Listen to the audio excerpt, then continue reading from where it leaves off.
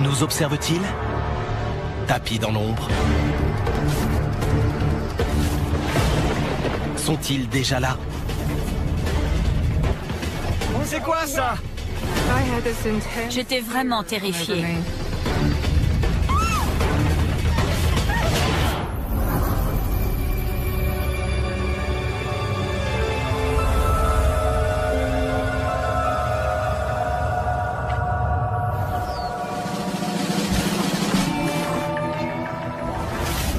Comté de Bucks, en Pennsylvanie, à quelques kilomètres au nord de Philadelphie.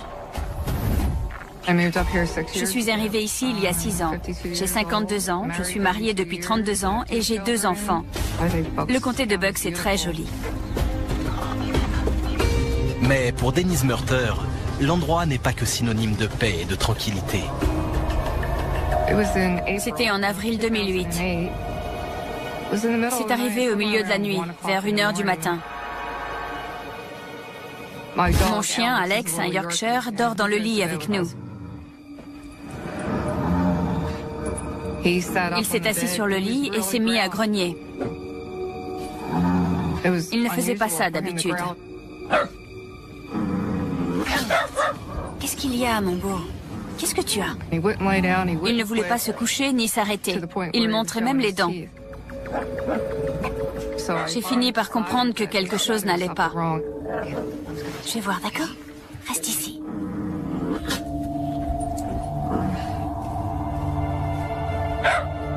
J'étais nerveuse. On était au rez-de-chaussée alors qu'avant, je vivais dans une maison à 3 niveaux.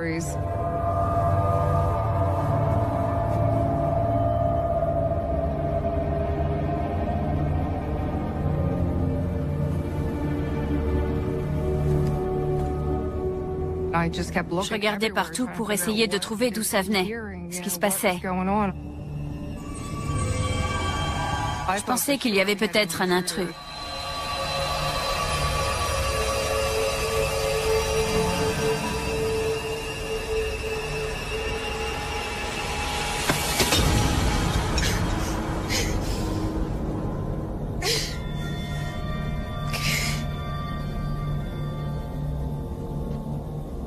Je me suis dit, vu que je suis debout, allons voir dehors si ce n'est pas un animal sorti du bois. Un cerf peut-être.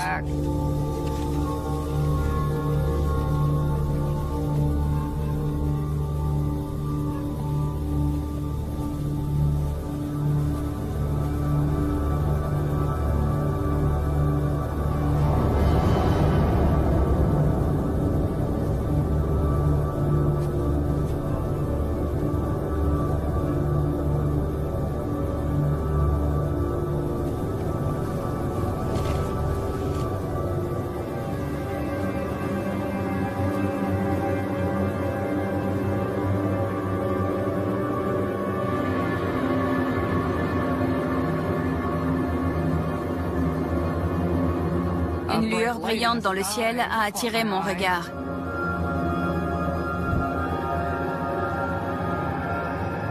On aurait dit les phares d'une voiture. J'ai attendu de voir bouger l'objet pour bien le discerner. Au début, j'ai vu une forme arrondie. Mes parents sont dans l'aéronautique. Je savais que ce n'était ni un avion ni un hélicoptère. Ce n'était pas comme un avion qui se déplace. Il allait d'un point à un autre, puis il s'arrêtait net. À la façon dont il bougeait, j'avais l'impression que l'objet balayait la zone, comme s'il recherchait quelque chose. J'étais saisie par la peur.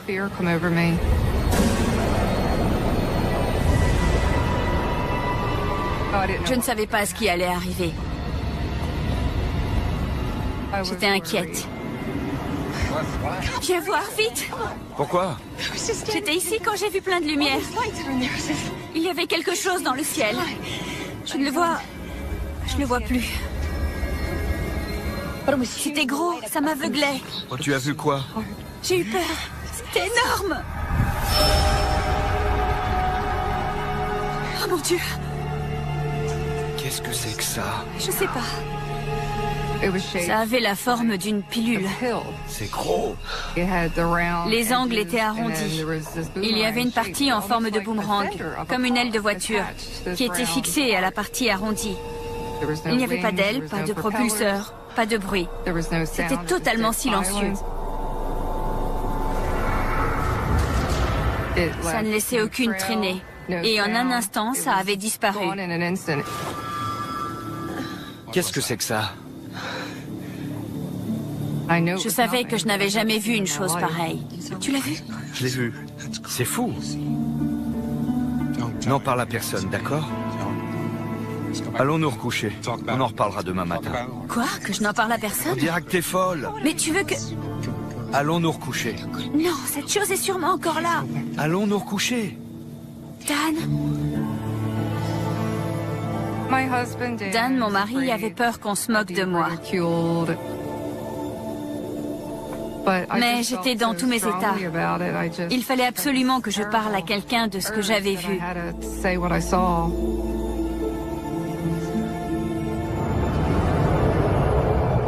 Le lendemain matin, Denise contacte la rédaction du journal local. Je ne sais pas ce qui m'a pris, parce que normalement je ne fais pas ce genre de choses. J'ai raconté au journaliste ce que j'avais vu. Et il m'a dit de contacter le MUFON. Le Mutual UFO Network, ou MUFON, est une organisation qui enquête sur les signalements d'OVNI dans le monde entier. On a un cas par jour qui nous est soumis en Pennsylvanie. Sur l'ensemble de ces cas, on en élimine environ 80%, car il s'agit d'objets identifiés. Je suis toujours sceptique parce que plein de gens veulent y croire et il y a une différence entre présenter un cas avec des preuves et vouloir qu'un cas soit vrai. J'ai étudié ce signalement avec Bob Gardner, le responsable des investigations en Pennsylvanie. Ce qui m'a impressionné avec Denise Murter, c'est qu'elle était prête à tout raconter. Je pensais qu'il y avait quelqu'un, alors je suis sortie. Bob Gardner est venu me voir le lendemain. C'était là. C'était énorme. Ça planait au-dessus de nos têtes. C'était une femme active. Elle avait la quarantaine. Elle parlait de manière très naturelle. Elle rapportait les faits avec précision. Une forme lumineuse, fascinante. Il avait l'air de croire en ma bonne foi. On aurait dit qu'elle dansait. J'avais peur. Elle balayait le jardin? Oui. La première chose que l'on fait, c'est qu'on écarte tout ce qui pourrait être de conception humaine ou un phénomène naturel. Il y avait plein de lumière. Je ne voyais aucune source de lumière qui pouvait expliquer ça. Je savais dans quelle phase était la Lune à ce moment-là. Donc je savais que ce n'était pas la Lune. Donnez-moi des précisions sur ces lumières. Elles éclairaient toute la zone ou c'était des faisceaux lumineux? Sur toute la pelouse. Il y en avait plein. Quel objet Denise a-t-elle pu voir? L'une des hypothèses qu'on devait examiner était de savoir s'il s'agissait d'un appareil militaire. J'ai repensé aux avions que j'avais connus quand j'étais jeune. J'étais tout le temps à l'aéroport avec mon père. La base aérienne de Walgrove est tout près. Je me suis demandé si ça pouvait être l'une de leurs opérations. Scott Miller suit l'évolution des technologies aéronautiques top secrets que l'on appelle les projets noirs. Il y a eu d'incroyables avancées technologiques dans le domaine des projets noirs. Le budget annuel de l'armée de l'air pour les appareils secrets défense est estimé à plus de 10 milliards de dollars. Le ministère de la Défense et différentes agences ne font pas mystère de leur volonté d'aller plus loin en matière de furtivité. Ils veulent progresser dans le domaine de l'indétectabilité acoustique et électromagnétique. Le but ultime étant, si possible, d'arriver à produire un appareil qui serait invisible. Ça donnerait un avion ayant une forme non conventionnelle et qui pourrait facilement déconcerter toute personne venant à l'observer. Mais l'objet vu par Denise était totalement silencieux. Aucun appareil ne peut se déplacer comme ça sans aucun bruit. On n'est pas capable de créer un engin totalement silencieux. Il faudrait qu'il soit efficace à 100% pour ne produire aucune émission sonore.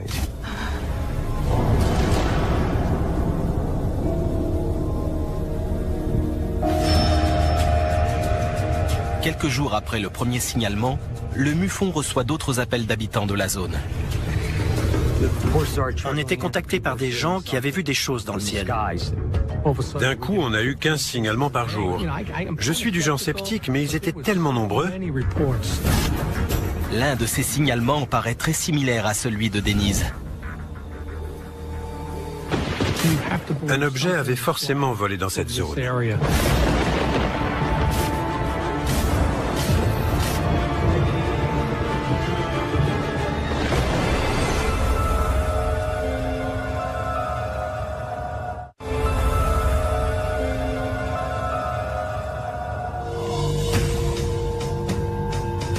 Dans le comté de Bucks, en Pennsylvanie, Denise Murter est convaincue qu'elle a vu un engin planer au-dessus de son jardin.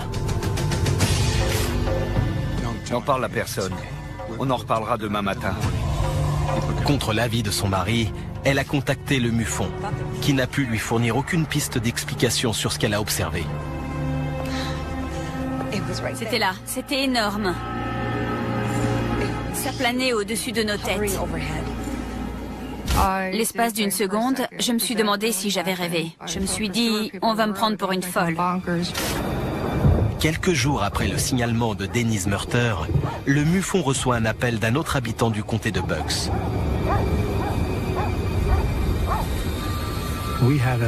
On avait un autre témoin intéressant, Cliff Taylor.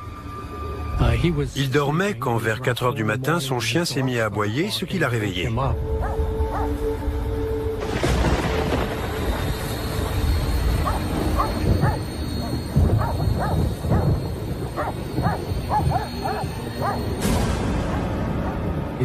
Il a vu un gros objet se rapprocher de sa maison. Ça ne pouvait pas être un avion. Il se déplaçait trop lentement. Quand les éclairs ont illuminé l'objet, il a pu voir des détails. Il y avait différentes formes au sommet et des hublots sur les côtés.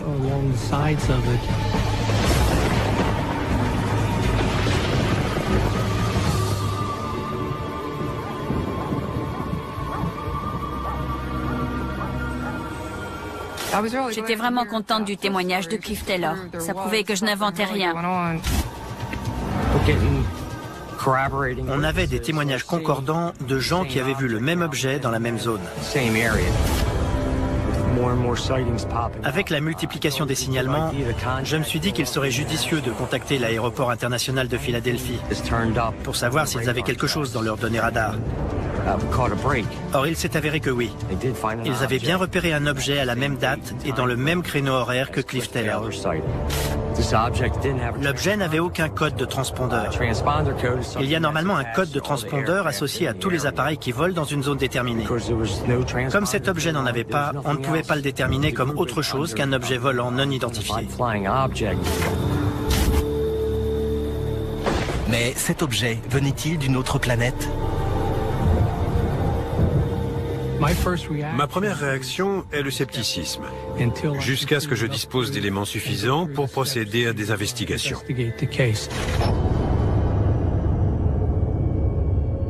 2 semaines plus tard, le principal témoignage va s'étoffer un peu plus. Alex a grondé au milieu de la nuit. Il montrait les dents. Je me suis dit, oh non, c'est pas possible encore.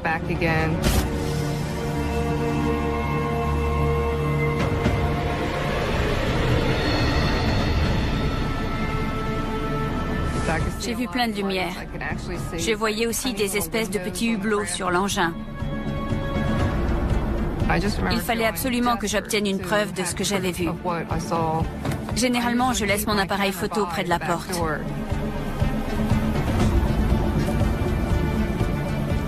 J'essayais de le photographier du mieux que je pouvais.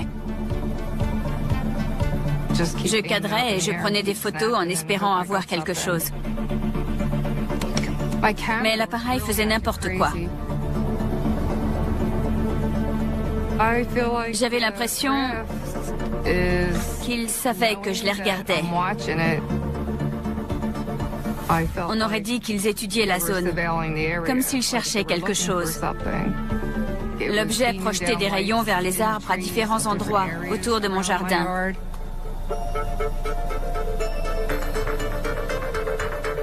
Je commençais à m'inquiéter pour ma sécurité. Je me demandais s'il voulait m'enlever.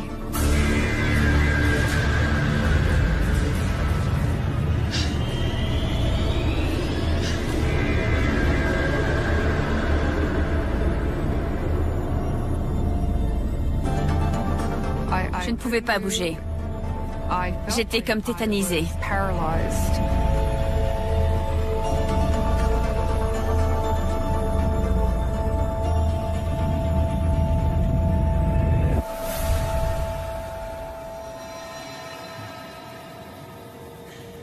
Je ne sais pas combien de temps je suis restée là comme ça.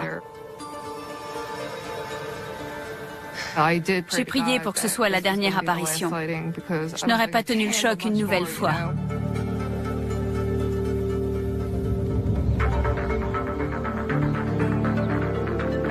J'ai contacté Bob Gardner.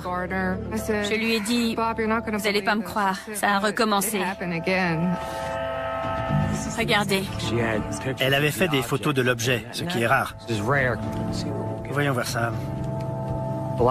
Souvent, les gens ne pensent pas à faire des photos.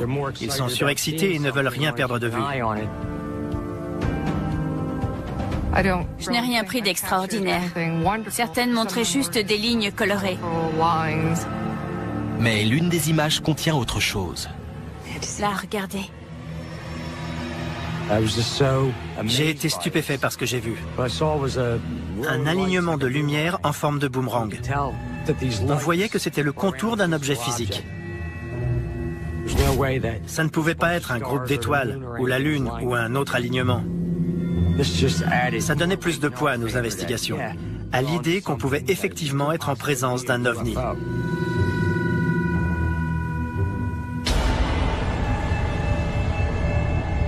C'était vraiment perturbant. Le cerveau marche à toute allure quand on voit quelque chose et qu'on ne sait pas ce que c'est. J'ai eu beaucoup de mal à dormir.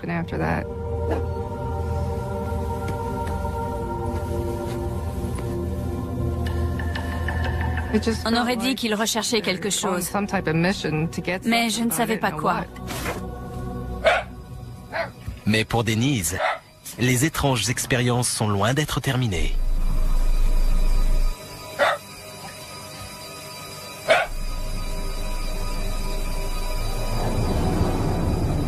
Cette fois, c'était encore plus près de la maison.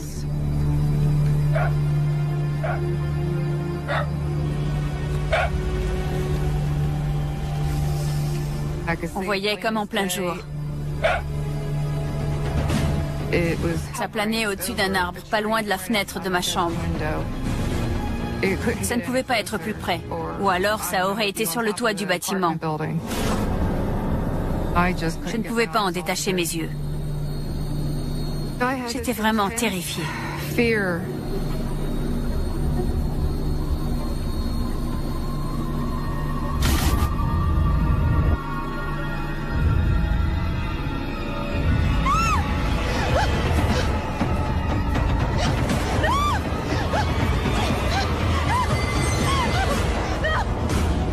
J'ai vraiment cru que ma vie était en danger.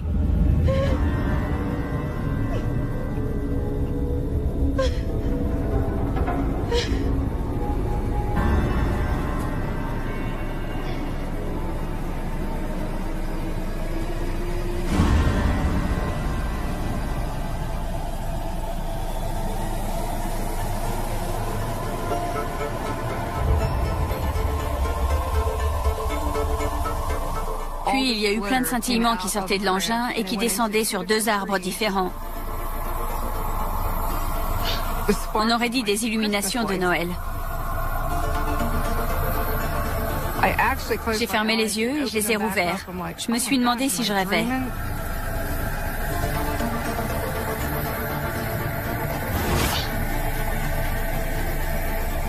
J'ai senti un calme m'envahir. Je ne sais pas si ça communiquait avec mon subconscient. Je me souviens juste des mots comme si c'était hier. Ça disait « Ne vous inquiétez pas, je ne vous veux aucun mal ».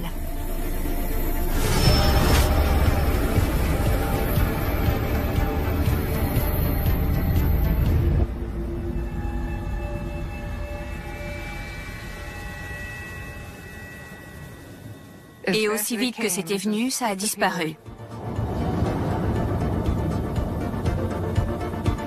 J'étais persuadée que c'était un ovni. Maintenant que j'ai vécu ça, je suis obligée de croire aux extraterrestres. À moins que ce genre d'engin ne se pilote tout seul.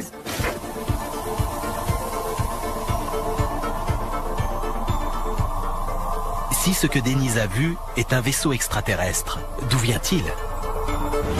La vie est-elle possible en dehors de la Terre?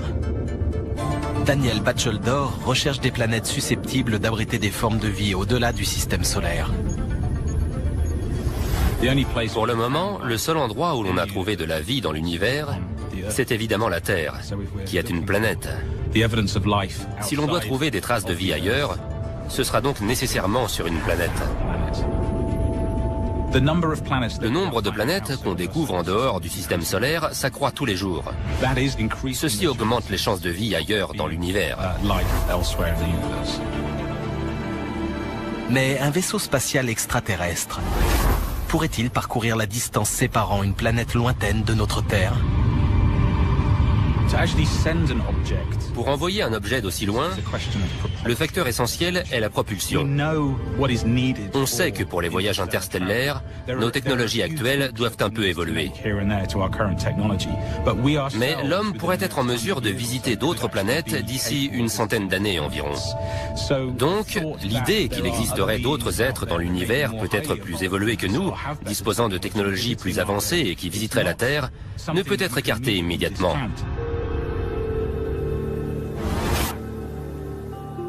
Le jour d'après a été difficile. Je me suis dit, mon Dieu, qui va croire une histoire pareille? Le 8 juillet, Denise Murter m'a appelé et m'a dit « L'objet est revenu ». Cette fois, il est resté environ 40 minutes et il a lâché une pluie de débris. C'était tout scintillant. J'ai recherché un peu partout pour voir s'il y avait eu des cas d'objets métalliques qui tombaient. Et je n'ai rien pu trouver. Mon Troen s'est illuminé. Et on aurait dit une pluie de flocons argentés. C'était incroyable. Ça formait un cône. J'avais du mal à y croire. Je me demandais si elle n'en rajoutait pas pour rendre son cas plus spectaculaire. C'était incroyable. Voyons ça de plus près.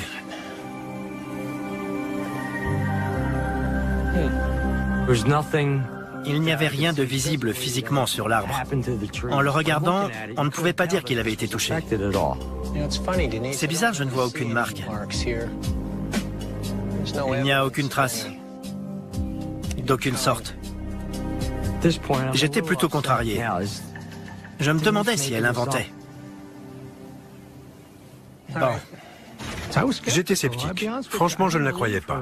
Cette pluie métallique qui tombait sur son arbre... Lorsque les médias s'intéressent de plus près à son histoire, Denise se heurte à une réaction encore plus hostile. Les gens se moquaient de moi. Ils allaient trouver mon mari à son travail avec des feuilles d'aluminium sur la tête en disant qu'il venait de Mars. Mes enfants avaient honte de moi. Ça fait mal, vous savez. J'ai juré de ne plus en reparler. Est-ce que ça valait tout ça? Ça ne servait qu'à faire beaucoup de mal à ma famille et à moi-même. Mais l'expérience de Denise Murter a réveillé les souvenirs d'un autre témoin. J'ai reçu un email de quelqu'un qui vivait en Floride et qui me racontait qu'il avait vécu quelque chose qui l'avait terrifié.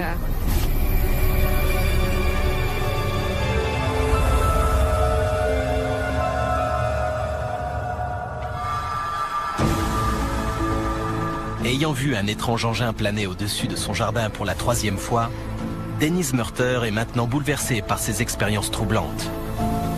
Le retentissement médiatique de ces signalements lui attire les moqueries de la population locale. Elle décide alors de ne plus en parler, jusqu'au jour où elle reçoit un email décrivant un événement inexpliqué survenu 17 ans plus tôt.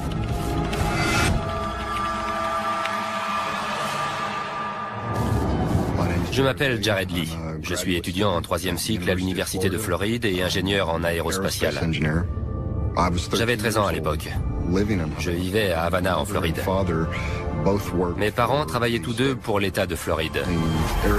C'était un coin isolé. On était allé en ville à Tallahassee pour prendre une pizza. On est rentré vers 22 heures.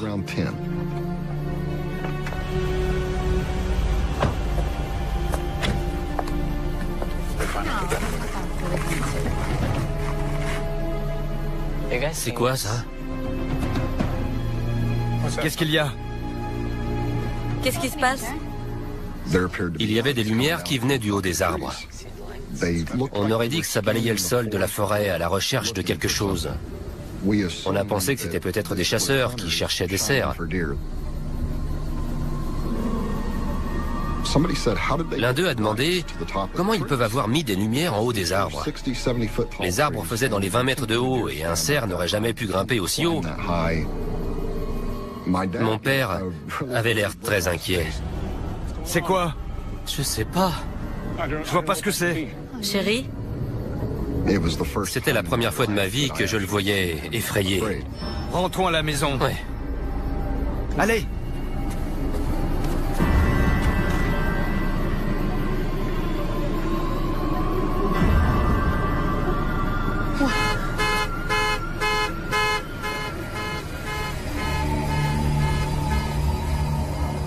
Tout à coup, à gauche, j'ai vu une grande boule de lumière rouge, d'au moins 1,50 m de diamètre. Puis à droite, j'ai vu une autre boule de lumière, mais bleue, qui brillait à la source des faisceaux de lumière. Puis les deux boules ont disparu, et ça a été le noir complet pendant 1 ou 2 secondes. Jared, il faut rentrer. Ensuite, un énorme faisceau de lumière scintillant de couleur blanc doré a fendu les branchages et frappé le sol de la forêt. Toute la forêt a été illuminée. On voyait des particules scintiller partout.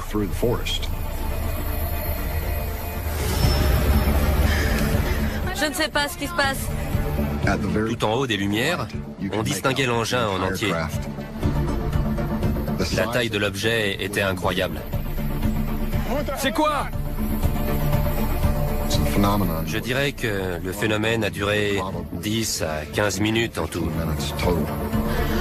Mon Dieu! Ça ne faisait aucun bruit. Ça ne bougeait pas. Et puis tout s'est éteint. C'était parti.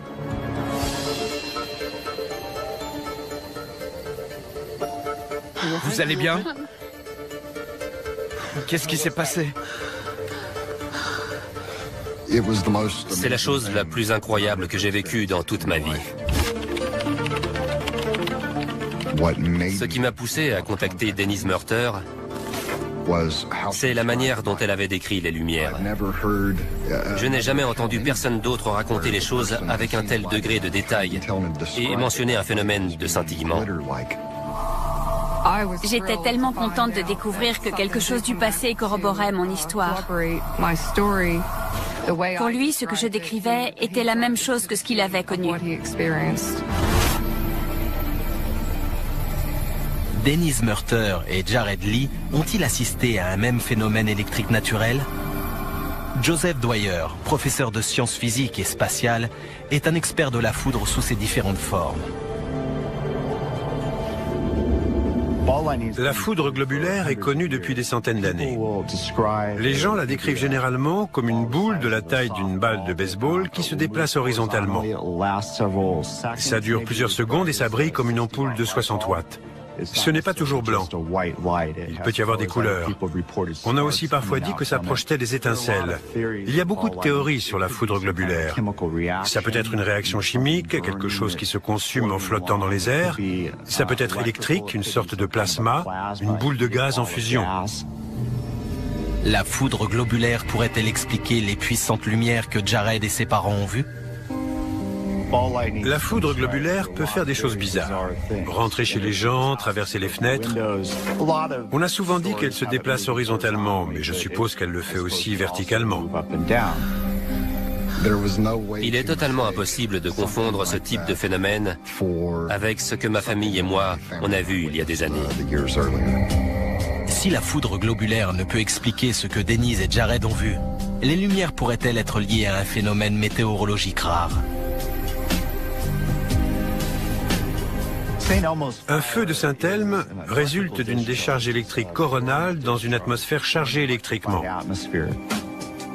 S'il y a des éclairs, s'il y a une activité électrique dans l'atmosphère, et qu'un bateau ou un avion, tout objet pouvant produire ou conduire un champ électrique passe dans la zone, ça peut diffuser une sorte d'éclat bleuté ou violet. Ça ne brûle pas, mais ça peut émettre de la lumière un peu comme un avion. On appelle ça un feu de Saint-Elme. Jared Lee a-t-il vu les effets d'un feu de Saint-Elme sur un avion passant à travers un orage? Quand j'ai été envoyé en mission en Ouzbékistan, j'ai remarqué un soir sur le tarmac une étrange lueur au loin. En fait, il s'agissait d'un feu de Saint-Elme.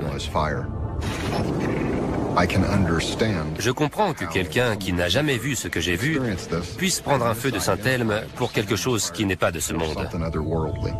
Mais, en fait, ça n'avait strictement rien à voir. Ce n'est pas ce qu'on a vu. Absolument pas. Informés de l'expérience de Jared Lee, les enquêteurs du MUFON réexaminent le cas de Denise Murter. On avait un témoin qui ne connaissait pas Denise Murter et qui la contactait pour dire qu'il avait vu la même chose.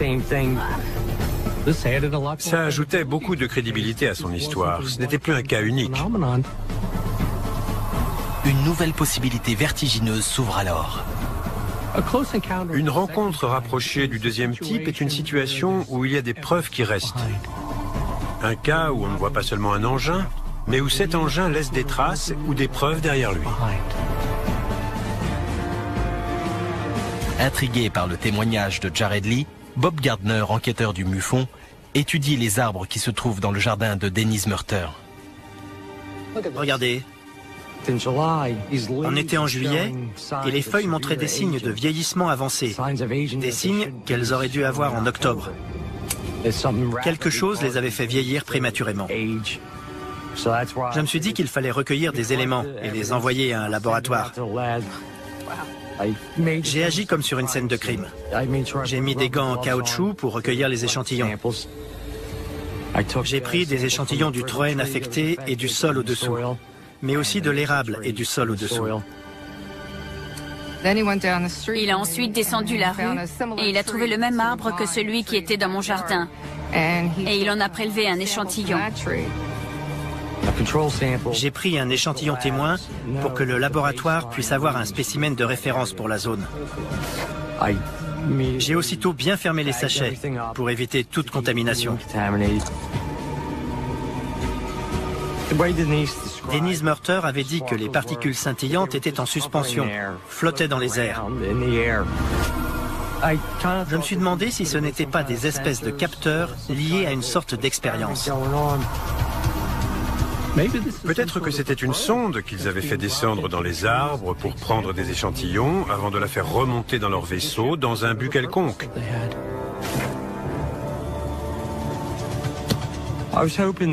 J'espérais qu'en envoyant les échantillons au labo, on aurait des réponses. À 1000 km de là, en Floride, Jared Lee a essayé d'identifier l'objet volant qu'il a observé 17 ans plus tôt.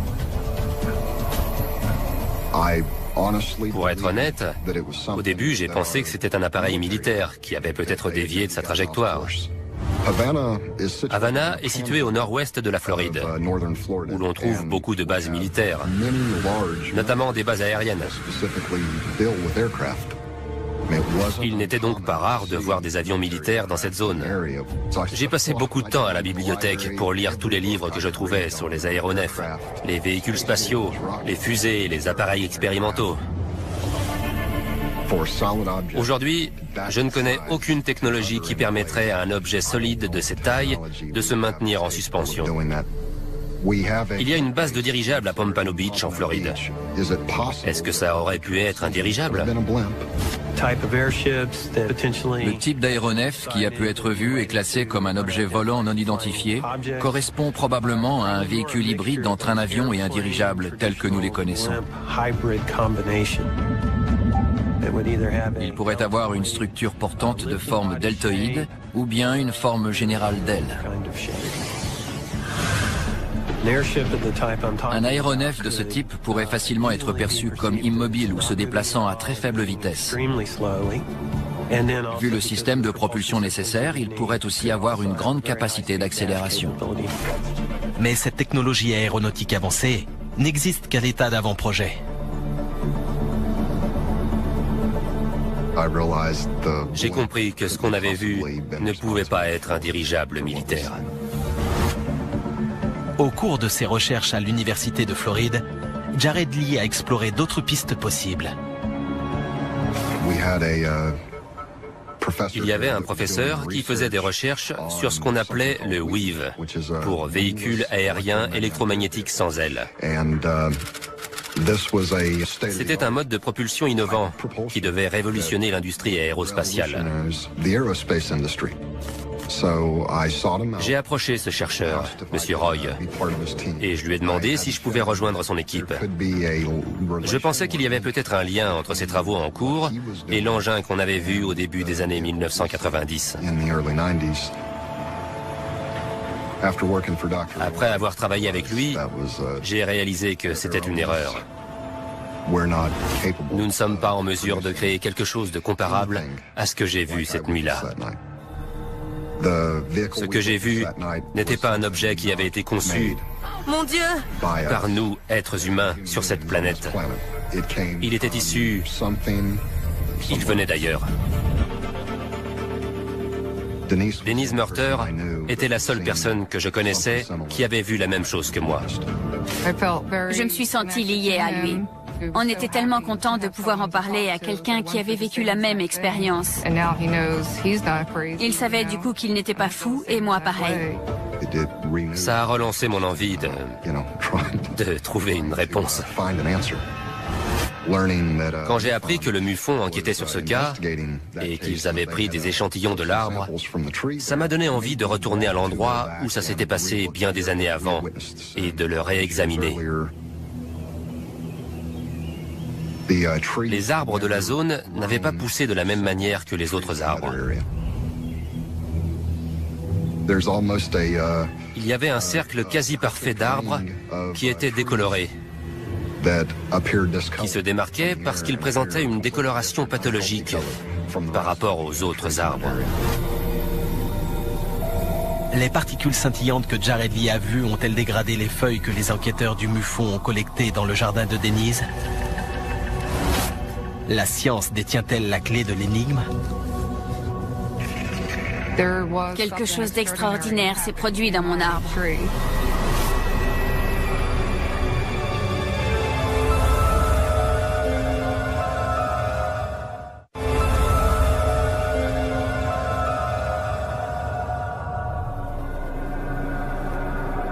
Dans le comté de Bucks, en Pennsylvanie, durant l'été 2008, Denise Murter a vu un engin mystérieux émettre une pluie de particules scintillantes sur son jardin.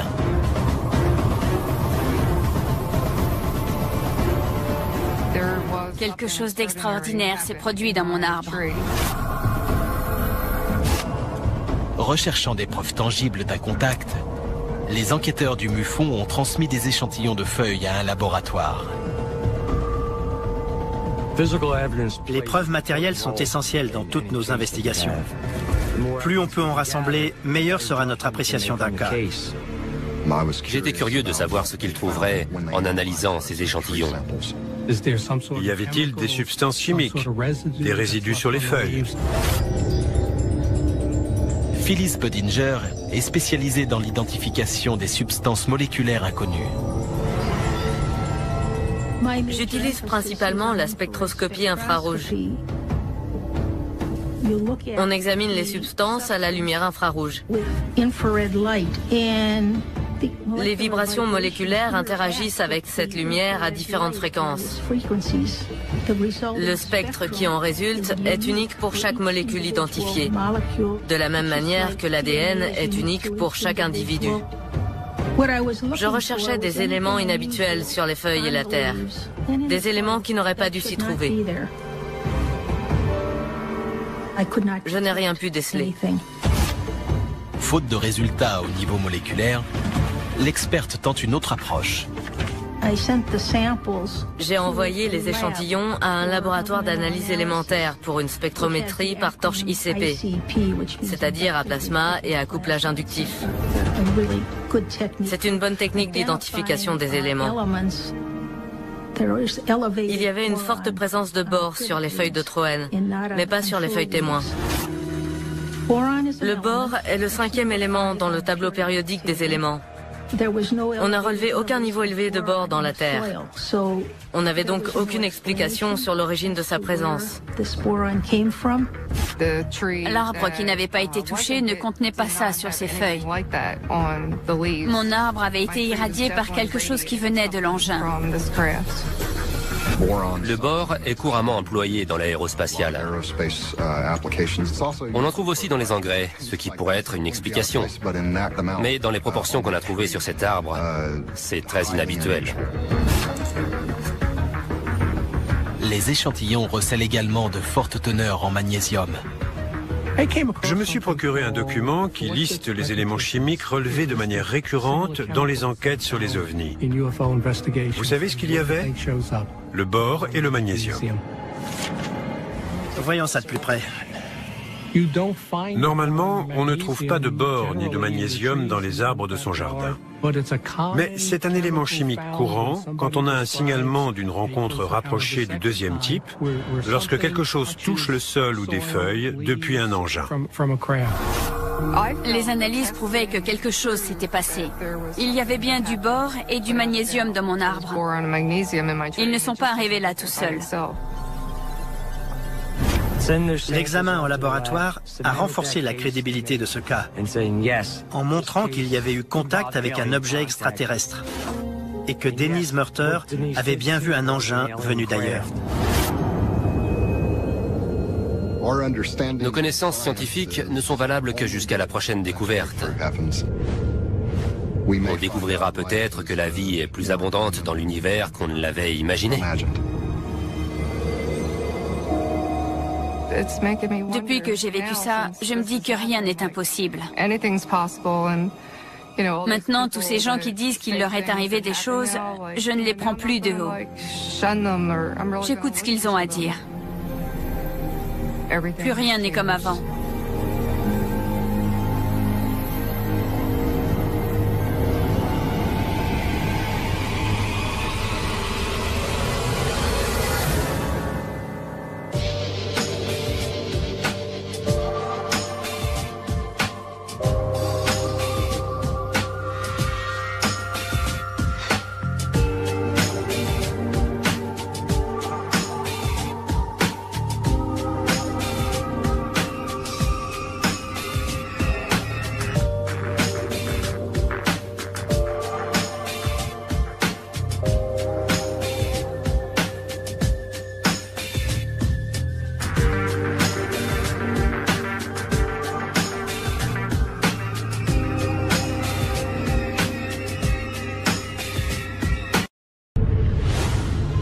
À travers les dimensions du temps et de l'espace, grâce à des technologies qui dépassent notre entendement.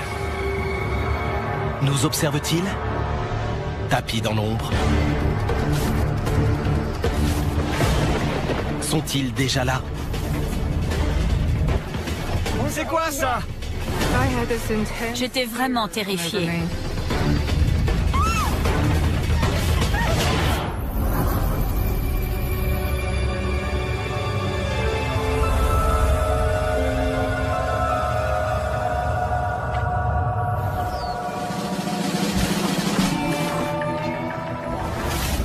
Comté de Bucks, en Pennsylvanie, à quelques kilomètres au nord de Philadelphie. Je suis arrivée ici il y a 6 ans. J'ai 52 ans, je suis mariée depuis 32 ans et j'ai 2 enfants. Le comté de Bucks est très joli. Mais pour Dennis Murter, l'endroit n'est pas que synonyme de paix et de tranquillité.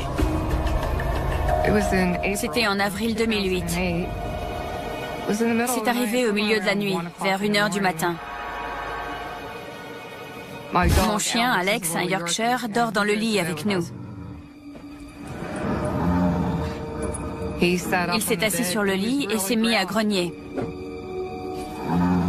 Il ne faisait pas ça d'habitude. Qu'est-ce qu'il y a, mon beau? Qu'est-ce que tu as? Il ne voulait pas se coucher ni s'arrêter. Il montrait même les dents. J'ai fini par comprendre que quelque chose n'allait pas. Je vais voir, d'accord? Reste ici.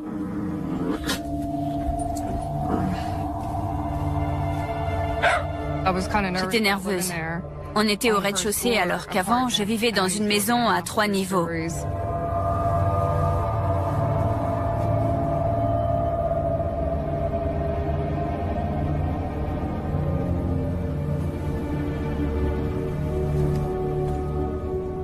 Je regardais partout pour essayer de trouver d'où ça venait, ce qui se passait. Je pensais qu'il y avait peut-être un intrus.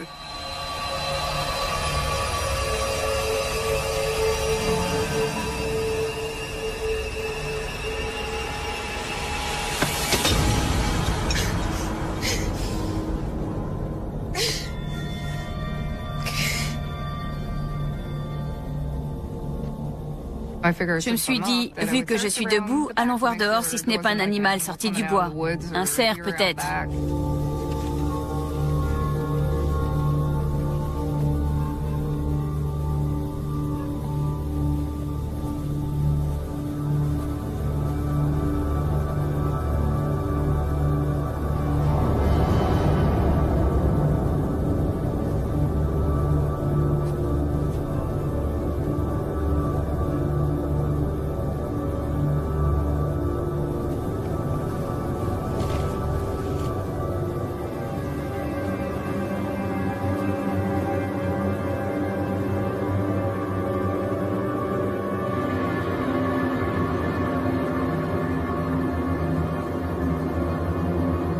Une lueur brillante dans le ciel a attiré mon regard.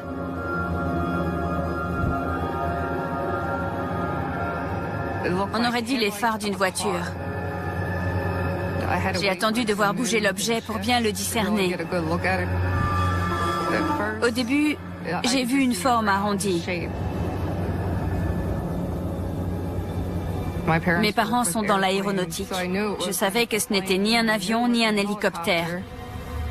Ce n'était pas comme un avion qui se déplace. Il allait d'un point à un autre, puis il s'arrêtait net.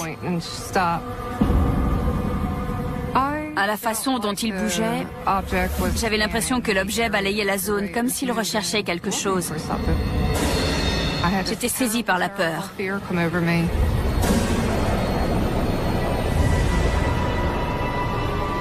Je ne savais pas ce qui allait arriver. J'étais inquiète. Viens voir, vite! Pourquoi? J'étais ici quand j'ai vu plein de lumière. Il y avait quelque chose dans le ciel. Je ne le vois...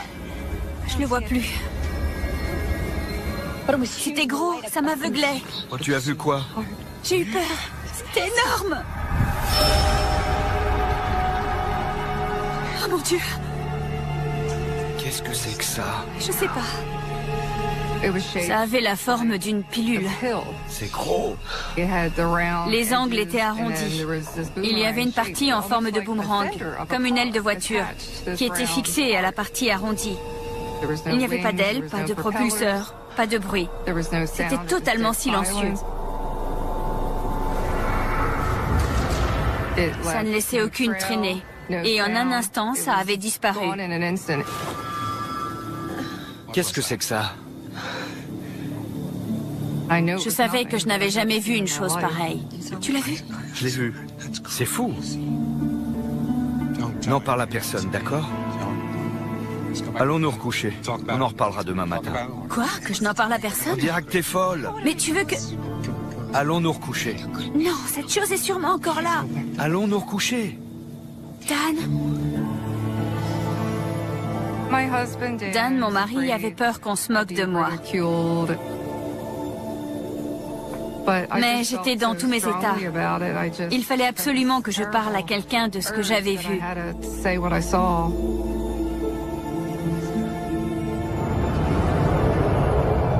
Le lendemain matin, Denise contacte la rédaction du journal local. Je ne sais pas ce qui m'a pris, parce que normalement je ne fais pas ce genre de choses. J'ai raconté au journaliste ce que j'avais vu. Et il m'a dit de contacter le MUFON. Le Mutual UFO Network, ou MUFON, est une organisation qui enquête sur les signalements d'OVNI dans le monde entier. On a un cas par jour qui nous est soumis en Pennsylvanie. Sur l'ensemble de ces cas, on en élimine environ 80%, car il s'agit d'objets identifiés. Je suis toujours sceptique parce que plein de gens veulent y croire, et il y a une différence entre présenter un cas avec des preuves et vouloir qu'un cas soit vrai. J'ai étudié ce signalement avec Bob Gardner, le responsable des investigations en Pennsylvanie. Ce qui m'a impressionné avec Denise Murter, c'est qu'elle était prête à tout raconter. Je pensais qu'il y avait quelqu'un, alors je suis sortie. Bob Gardner est venu me voir le lendemain. C'était là. C'était énorme. Ça planait au-dessus de nos têtes. C'était une femme active. Elle avait la quarantaine. Elle parlait de manière très naturelle. Elle rapportait les faits avec précision. Une forme lumineuse, fascinante. Il avait l'air de croire en ma bonne foi. On aurait dit qu'elle dansait. J'avais peur. Elle balayait le jardin? Oui. La première chose que l'on fait, c'est qu'on écarte tout ce qui pourrait être de conception humaine ou un phénomène naturel. Il y avait plein de lumière. Je ne voyais aucune source de lumière qui pouvait expliquer ça. Je savais dans quelle phase était la Lune à ce moment-là. Donc je savais que ce n'était pas la Lune. Donnez-moi des précisions sur ces lumières. Elles éclairaient toute la zone ou c'était des faisceaux lumineux? Sur toute la pelouse. Il y en avait plein. Quel objet Denise a-t-elle pu voir? L'une des hypothèses qu'on devait examiner était de savoir s'il s'agissait d'un appareil militaire. J'ai repensé aux avions que j'avais connus quand j'étais jeune.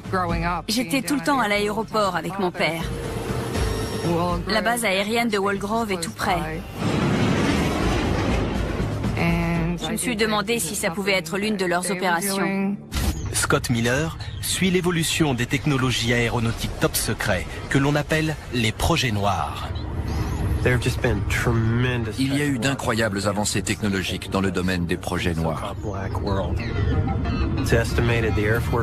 Le budget annuel de l'armée de l'air pour les appareils secrets défense est estimé à plus de 10 milliards de dollars. Le ministère de la Défense et différentes agences ne font pas mystère de leur volonté d'aller plus loin en matière de furtivité.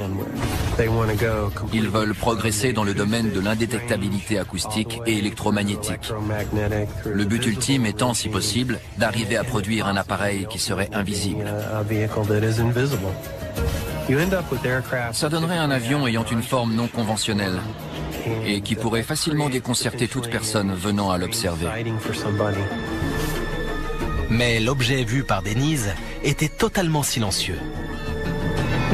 Aucun appareil ne peut se déplacer comme ça sans aucun bruit. On n'est pas capable de créer un engin totalement silencieux. Il faudrait qu'il soit efficace à 100% pour ne produire aucune émission sonore.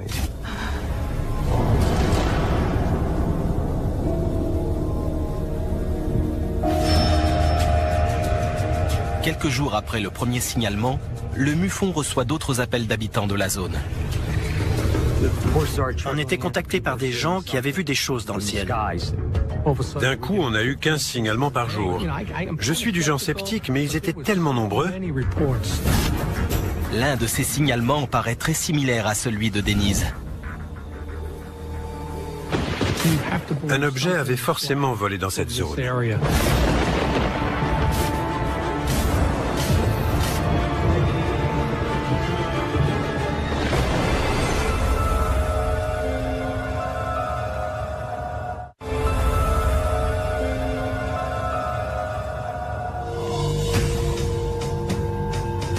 Dans le comté de Bucks, en Pennsylvanie, Denise Murter est convaincue qu'elle a vu un engin planer au-dessus de son jardin.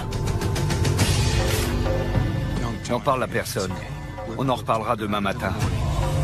Contre l'avis de son mari, elle a contacté le MUFON, qui n'a pu lui fournir aucune piste d'explication sur ce qu'elle a observé. C'était là, c'était énorme. Ça planait au-dessus de nos têtes. L'espace d'une seconde, je me suis demandé si j'avais rêvé. Je me suis dit, on va me prendre pour une folle. Quelques jours après le signalement de Denise Murter, le MUFON reçoit un appel d'un autre habitant du comté de Bucks.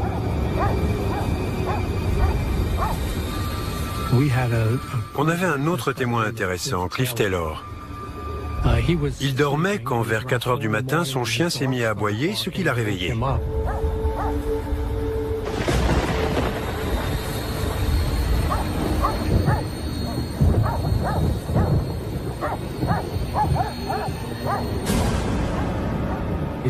Il a vu un gros objet se rapprocher de sa maison.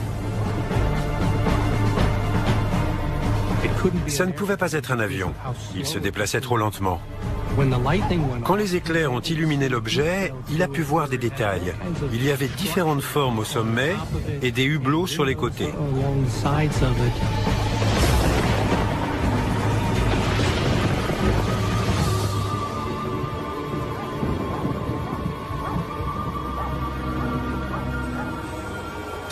J'étais vraiment contente du témoignage de Cliff Taylor. Ça prouvait que je n'inventais rien. On avait des témoignages concordants de gens qui avaient vu le même objet dans la même zone. Nous observe-t-il? Tapis dans l'ombre.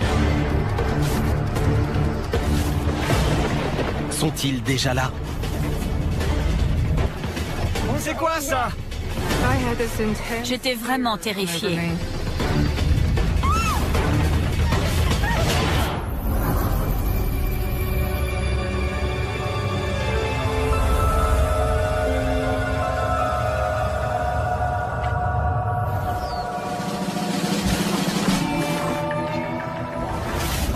Comté de Bucks, en Pennsylvanie, à quelques kilomètres au nord de Philadelphie. Je suis arrivée ici il y a 6 ans. J'ai 52 ans, je suis mariée depuis 32 ans et j'ai 2 enfants. Le comté de Bucks est très joli. Mais pour Denise Murter, l'endroit n'est pas que synonyme de paix et de tranquillité. C'était en avril 2008. C'est arrivé au milieu de la nuit, vers 1 heure du matin. Mon chien, Alex, un Yorkshire, dort dans le lit avec nous. Il s'est assis sur le lit et s'est mis à grogner. Il ne faisait pas ça d'habitude. Qu'est-ce qu'il y a, mon beau? Qu'est-ce que tu as? Il ne voulait pas se coucher ni s'arrêter.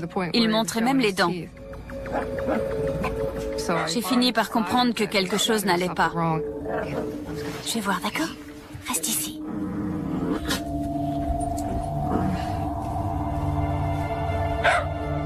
J'étais nerveuse. On était au rez-de-chaussée alors qu'avant, je vivais dans une maison à 3 niveaux.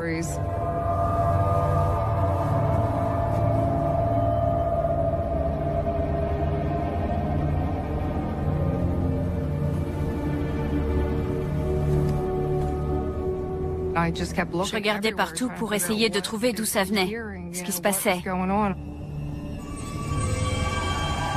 pensais qu'il y avait peut-être un intrus.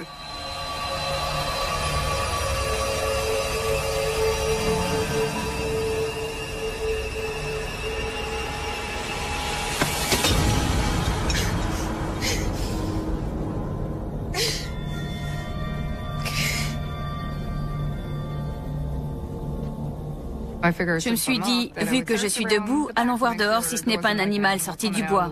Un cerf peut-être.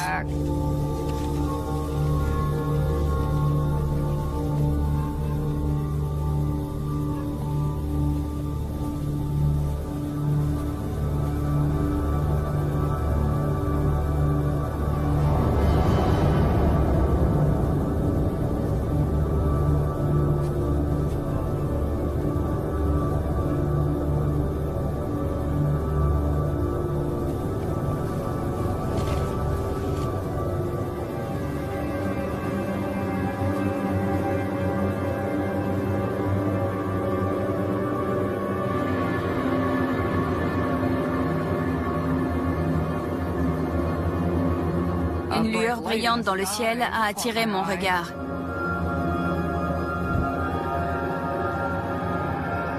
On aurait dit les phares d'une voiture. J'ai attendu de voir bouger l'objet pour bien le discerner. Au début, j'ai vu une forme arrondie. Mes parents sont dans l'aéronautique. Je savais que ce n'était ni un avion ni un hélicoptère. Ce n'était pas comme un avion qui se déplace. Il allait d'un point à un autre, puis il s'arrêtait net.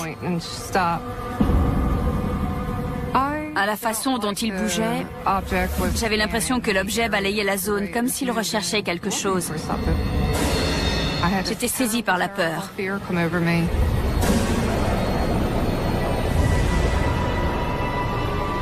Je ne savais pas ce qui allait arriver. J'étais inquiète. Viens voir, vite! Pourquoi? J'étais ici quand j'ai vu plein de lumière. Il y avait quelque chose dans le ciel. Je ne le vois... Je ne le vois plus. C'était gros, ça m'aveuglait. Oh, tu as vu quoi? J'ai eu peur. C'était énorme. Oh mon Dieu. Qu'est-ce que c'est que ça? Je sais pas. Ça avait la forme d'une pilule. C'est gros. Les angles étaient arrondis. Il y avait une partie en forme de boomerang, comme une aile de voiture, qui était fixée à la partie arrondie. Il n'y avait pas d'aile, pas de propulseur, pas de bruit. C'était totalement silencieux. Ça ne laissait aucune traînée. Et en un instant, ça avait disparu. Qu'est-ce que c'est que ça? Je savais que je n'avais jamais vu une chose pareille. Tu l'as vu? Je l'ai vu. C'est fou. N'en parle à personne, d'accord? Allons nous recoucher. On en reparlera demain matin. Quoi? Que je n'en parle à personne? On dira que t'es folle. Mais tu veux que... Allons nous recoucher. Non, cette chose est sûrement encore là. Allons nous recoucher. Dan, mon mari, avait peur qu'on se moque de moi. Mais j'étais dans tous mes états. Il fallait absolument que je parle à quelqu'un de ce que j'avais vu.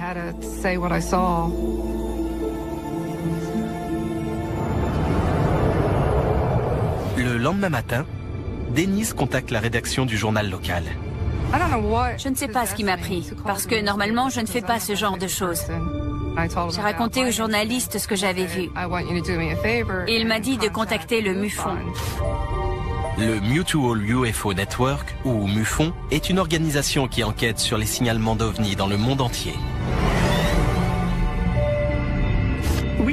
On a un cas par jour qui nous est soumis en Pennsylvanie. Sur l'ensemble de ces cas, on en élimine environ 80%, car il s'agit d'objets identifiés. Je suis toujours sceptique parce que plein de gens veulent y croire, et il y a une différence entre présenter un cas avec des preuves et vouloir qu'un cas soit vrai. J'ai étudié ce signalement avec Bob Gardner, le responsable des investigations en Pennsylvanie. Ce qui m'a impressionné avec Denise Murter, c'est qu'elle était prête à tout raconter. Je pensais qu'il y avait quelqu'un, alors je suis sortie. Bob Gardner est venu me voir le lendemain. C'était là. C'était énorme. Ça planait au-dessus de nos têtes. C'était une femme active. Elle avait la quarantaine. Elle parlait de manière très naturelle. Elle rapportait les faits avec précision. Une forme lumineuse, fascinante. Il avait l'air de croire en ma bonne foi. On aurait dit qu'elle dansait. J'avais peur. Elle balayait le jardin? Oui. La première chose que l'on fait, c'est qu'on écarte tout ce qui pourrait être de conception humaine ou un phénomène naturel. Il y avait plein de lumière. Je ne voyais aucune source de lumière qui pouvait expliquer ça. Je savais dans quelle phase était la Lune à ce moment-là. Donc je savais que ce n'était pas la Lune. Donnez-moi des précisions sur ces lumières. Elles éclairaient toute la zone ou c'était des faisceaux lumineux? Sur toute la pelouse. Il y en avait plein. Quel objet Denise a-t-elle pu voir? L'une des hypothèses qu'on devait examiner était de savoir s'il s'agissait d'un appareil militaire. J'ai repensé aux avions que j'avais connus quand j'étais jeune. J'étais tout le temps à l'aéroport avec mon père. La base aérienne de Walgrove est tout près. Je me suis demandé si ça pouvait être l'une de leurs opérations. Scott Miller suit l'évolution des technologies aéronautiques top secrets que l'on appelle les projets noirs. Il y a eu d'incroyables avancées technologiques dans le domaine des projets noirs. Le budget annuel de l'armée de l'air pour les appareils secrets défense est estimé à plus de 10 milliards de dollars. Le ministère de la Défense et différentes agences ne font pas mystère de leur volonté d'aller plus loin en matière de furtivité. Ils veulent progresser dans le domaine de l'indétectabilité acoustique et électromagnétique. Le but ultime étant, si possible, d'arriver à produire un appareil qui serait invisible. Ça donnerait un avion ayant une forme non conventionnelle et qui pourrait facilement déconcerter toute personne venant à l'observer. Mais l'objet vu par Denise était totalement silencieux. Aucun appareil ne peut se déplacer comme ça sans aucun bruit. On n'est pas capable de créer un engin totalement silencieux. Il faudrait qu'il soit efficace à 100% pour ne produire aucune émission sonore.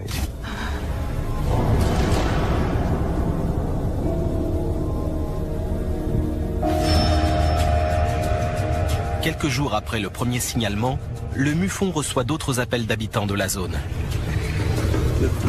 On était contactés par des gens qui avaient vu des choses dans le ciel. D'un coup, on a eu 15 signalements par jour. Je suis du genre sceptique, mais ils étaient tellement nombreux. L'un de ces signalements paraît très similaire à celui de Denise. Un objet avait forcément volé dans cette zone.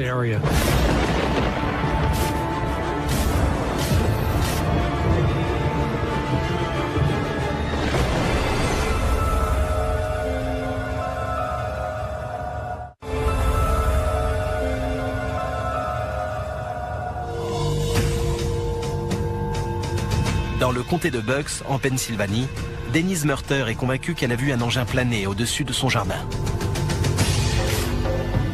N'en parle à personne. On en reparlera demain matin. Contre l'avis de son mari, elle a contacté le MUFON, qui n'a pu lui fournir aucune piste d'explication sur ce qu'elle a observé. C'était là, c'était énorme. Ça planait au-dessus de nos têtes. L'espace d'une seconde, je me suis demandé si j'avais rêvé. Je me suis dit, on va me prendre pour une folle. Quelques jours après le signalement de Denise Murter, le MUFON reçoit un appel d'un autre habitant du comté de Bucks.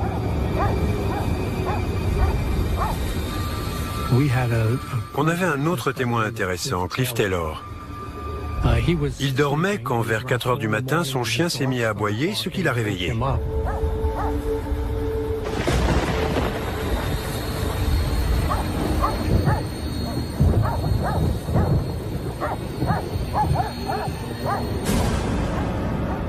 Il a vu un gros objet se rapprocher de sa maison. Ça ne pouvait pas être un avion. Il se déplaçait trop lentement. Quand les éclairs ont illuminé l'objet, il a pu voir des détails. Il y avait différentes formes au sommet et des hublots sur les côtés.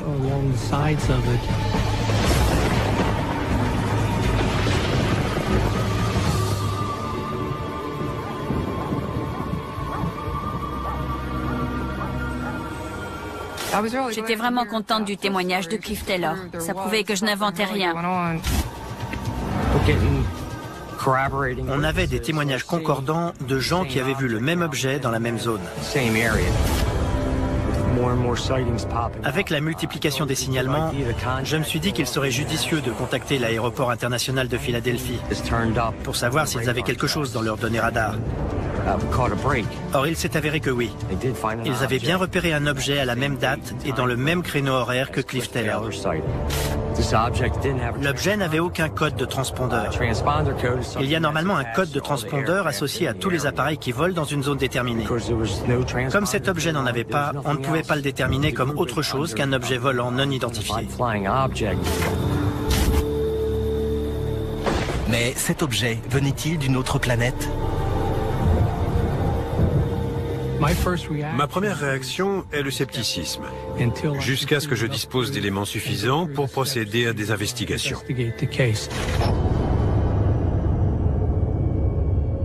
2 semaines plus tard, le principal témoignage va s'étoffer un peu plus. Alex a grondé au milieu de la nuit.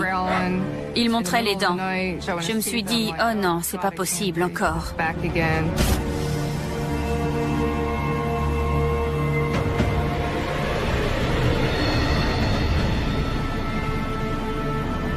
J'ai vu plein de lumière.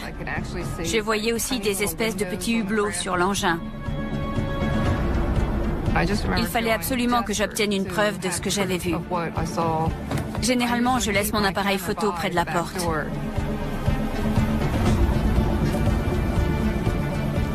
J'essayais de le photographier du mieux que je pouvais. Je cadrais et je prenais des photos en espérant avoir quelque chose. Mais l'appareil faisait n'importe quoi. J'avais l'impression qu'il savait que je les regardais. On aurait dit qu'ils étudiaient la zone, comme s'ils cherchaient quelque chose. L'objet projetait des rayons vers les arbres à différents endroits autour de mon jardin.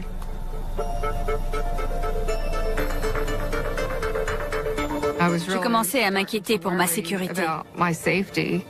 Je me demandais s'il voulait m'enlever.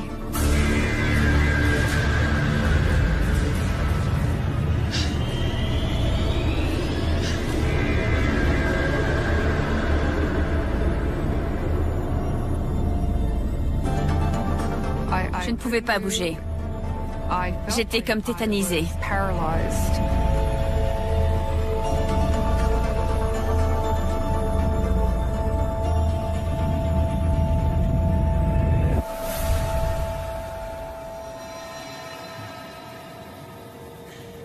Je ne sais pas combien de temps je suis restée là comme ça. J'ai prié pour que ce soit la dernière apparition. Je n'aurais pas tenu le choc une nouvelle fois.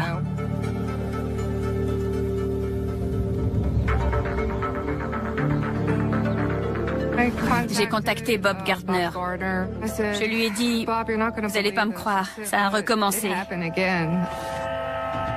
Regardez. Elle avait fait des photos de l'objet, ce qui est rare. Voyons voir ça. Souvent, les gens ne pensent pas à faire des photos. Ils sont surexcités et ne veulent rien perdre de vue. Je n'ai rien pris d'extraordinaire. Certaines montraient juste des lignes colorées. Mais l'une des images contient autre chose. Là, regardez. J'ai été stupéfait par ce que j'ai vu. Un alignement de lumière en forme de boomerang. On voyait que c'était le contour d'un objet physique. Ça ne pouvait pas être un groupe d'étoiles, ou la Lune, ou un autre alignement. Ça donnait